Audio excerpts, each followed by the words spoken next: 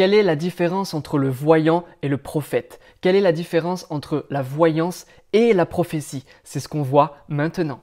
Donc ce qu'on appelle le voyant ou le médium reçoit des dons dès la naissance ou par initiation, par des maîtres, par des pratiques. Souvent, ce sont des pratiques qui sont innées, qui se transmettent dans la famille par le sang de génération en génération. Le voyant ou le médium va parfois utiliser des objets pour lire des messages surnaturels. Ils vont utiliser parfois la cartomancie, parfois l'astrologie, parfois des sensations, des émotions, des visions. Ils vont utiliser des sens spirituels. Maintenant, le prophète va avoir une sensibilité aussi depuis la naissance. Il peut même être appelé dès le ventre de sa mère à être un prophète. Aujourd'hui, on est prophète en tant que fils de Dieu. Toute personne née d'en haut est prophétique, donc peut entendre des messages venant de Dieu. C'est une inspiration divine, donc la prophétie, c'est une révélation qui vient de la pensée de Dieu par le biais ou l'inspiration surnaturelle du Saint-Esprit. Et le prophète va pouvoir utiliser des objets, mais pas pour lire à l'intérieur, mais pour expliquer parfois des choses. Donc la grande différence qu'il y a entre le voyant et le prophète, c'est que le prophète va être inspiré par l'Esprit de Dieu et le voyant, lui, va être inspiré par des démons ou des morts. En fait, on peut lire dans Deutéronome 18 au verset 10 que toutes les personnes qui pratiquent les arts divinatoires, la divination, les oracles, les présages, l'astrologie, la voyance, le spiritisme, la médiumnité, l'augure, toutes ces choses, en fait, c'est lié à une observance des serpents.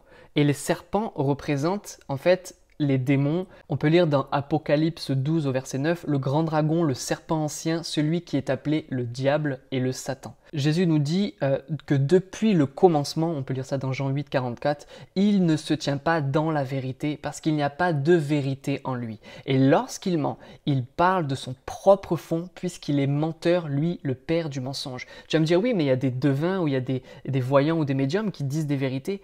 Oui, c'est des vérités, mais qui sont enracinées dans un principe de mort. On sait que le diable et le Satan est un voleur qui ne vient que pour dérober, égorger et détruire. On peut lire aussi dans 2 Corinthiens 11, verset 3, « De même que le serpent séduisit Ève par sa ruse, je crains que vos pensées ne se corrompent. » Et en fait, les pensées qui nous sont provenues par des dons de nos généalogies qui sont morts, en fait, viennent corrompre nos pensées. Ça va être réel ce qu'on va voir, mais ça va être des pensées corrompues. Tu vois, un voyant ou un médium va pas avoir peur de te parler de la mort, va pas avoir peur de te parler d'accidents, va pas avoir peur de te parler de choses graves qui vont se passer et pour lesquelles on ne peut rien y faire. A contrario, dans le prophétique, l'Esprit de Dieu qui nous inspire, lui, il va y avoir toujours une exhortation à se rapprocher de Dieu, une édification pour être raffermi dans son identité, aussi une consolation pour être réconforté, pour être aussi rassuré dans notre marche. Et la prophétie permet d'apporter une évidence que Dieu te connaît, tu vois. C'est comme si ça rapproche Dieu de ta réalité et waouh, tu vois que Dieu connaît ta situation. C'est aussi pour nous convaincre des réalités qui peuvent être invisibles. Le prophète prophétise aussi des choses sur l'avenir pour nous préparer, aussi pour instruire, pour expliquer des choses, une sagesse surnaturelle ou aussi pour intercéder pour quelqu'un ou pour une ville. Donc la grosse différence aussi qu'il y a, c'est que Jésus nous dit dans Jean 8, 47, « Celui qui appartient à Dieu écoute les paroles de Dieu.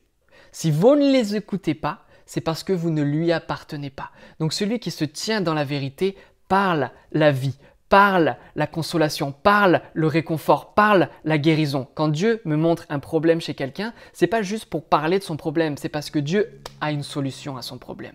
Celui qui se tient dans les ténèbres avec de vrais dons de médiumnité ou de voyance, lui va libérer des choses qui sont comme corrompues, qui sont comme séduites, qui sont comme provenant en fait des ténèbres. Encore une fois, je répète, le voyant, le médium va toujours être connecté à des entités démoniaques qui sont représentées par des serpents ou par la mort, d'accord? Alors que le prophète qui marche dans la prophétie, lui, va être inspiré par l'esprit de vie qui donne la vie et qui libère dans la vérité parce que la vérité nous libère et le mensonge nous tient captifs.